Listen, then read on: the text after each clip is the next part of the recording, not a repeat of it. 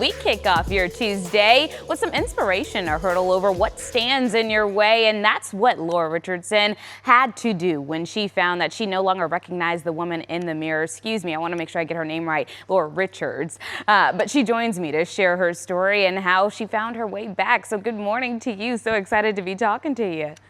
I'm so glad to be back. Thanks for having me. Of course. Okay, so you experienced this firsthand. Break down what you mean when you say you didn't recognize yourself in the mirror anymore. Yeah, I felt like a shell of a person and I had lost joy for things that used to make me happy.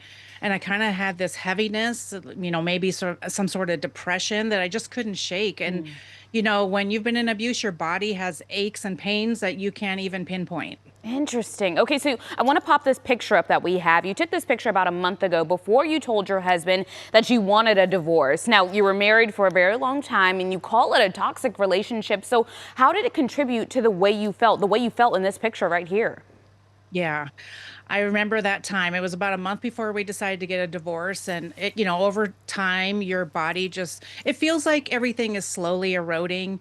And the love that was once there has turned into control and manipulation and fear. And so it kind of drains you mentally, physically, spiritually. And I walked on eggshells daily and I was always anxious and never at peace. I can only So I, imagine what that's like. My good. And like you said, you're never at peace. Your mind is constantly thinking about what is coming next, if there's something that's coming next. Now, right. some women may think losing their identity means that they failed altogether. And I think it's hard not to feel that way when you feel like just Yeah. like you said, almost like you're deteriorating. And so you say it's a signal, though. Tell me how so. Right. So losing your identity is proof that it's not proof that you failed. It's a sign. It's a signal that you need to be listening to your body and really think about, am I just surviving? Am I thriving? Am I really living anymore? And that's what you have to be aware of. That's what I usually teach is awareness. Think about what's going on in your body and it's sort of your wake up call to figure out what's next. Yeah, yeah. Well, tell me, because a lot of people teeter on that line. Should I get a divorce? Should I not? Is this really the Mhm. issue? Is it more of a me problem? So, after you Yeah. did get that divorce, did you feel yourself starting to heal? Did you feel yourself on a new journey? Yes, of course. And you're going to feel maybe unsure of getting the divorce, but you have to really think about divorce is heartbreaking, but it also gave me the space to finally begin healing. And it was the first time I could breathe and start figuring out what I wanted outside of what I was living in, which was abuse. Yes, And it indeed. didn't instantly heal me, but it opened the door to rebuilding. I like that. It opened the door, right? Because I think a lot of the times we think things are just going to happen overnight and it's going to be fixed like that. And Right. unfortunately, that's just not the way it works. You did No. say therapy was a good idea, trauma informed therapy specifically. And so, what Yes. exactly is that? Because I'm sure there's tons of people who haven't heard of it, me included. And how does that start the conversation that needs to be had? If you find yourself that you've been in abuse, then trauma informed therapy is the place to go. It's a little bit different than regular therapy, and it gives you a space to rebuild yourself and not just reliving the pain, but it's also about learning how to live fully again. Okay, so what questions should women be asking themselves? You even touched on this a little bit. You said it's probably one of the most important questions. Yes. So women should stop and ask themselves, what did I used to love?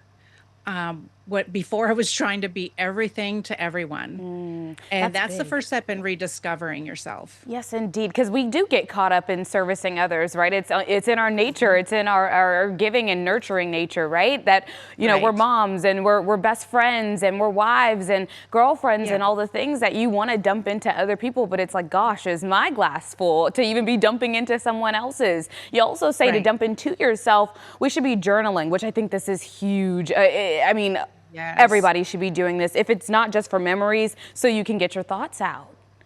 That's exactly it. You just kind of look at it like it helps you process the pain. It helps you slowly reconnect to who you are, who you were before. It gives you a safe place to let out all the emotions that maybe you can't say out loud.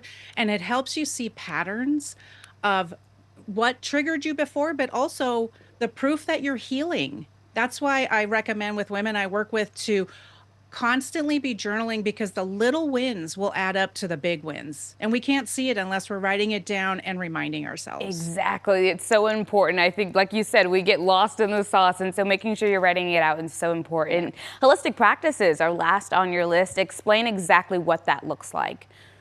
So when I talk about holistic practices, I mean simple tools like breath work and meditation that calm your nervous system and help you feel safe in your own body again. So whatever that may be, and your nervous system has been in overdrive if you've been in abuse, and these practices help you, bring calm to your body again.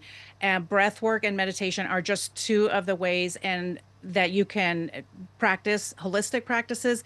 And also this helps you reduce stress, improve your sleep, and create space for peace. My goodness, Laura, I'm so glad we were able to have you on again this morning because you have really set the tone for someone this morning. And I'm so glad that you're using what you've went through, your testimony, to help other people out. And so I want to know, where can people find you if they have more questions for you or are just looking to you for more advice? Sure. I'm at that's where I'm at podcast.com. And I'm all over social media on That's Where I'm At podcast. You can see me there. Yes, indeed. All right, Laura. Well, thank you so much for joining us this morning.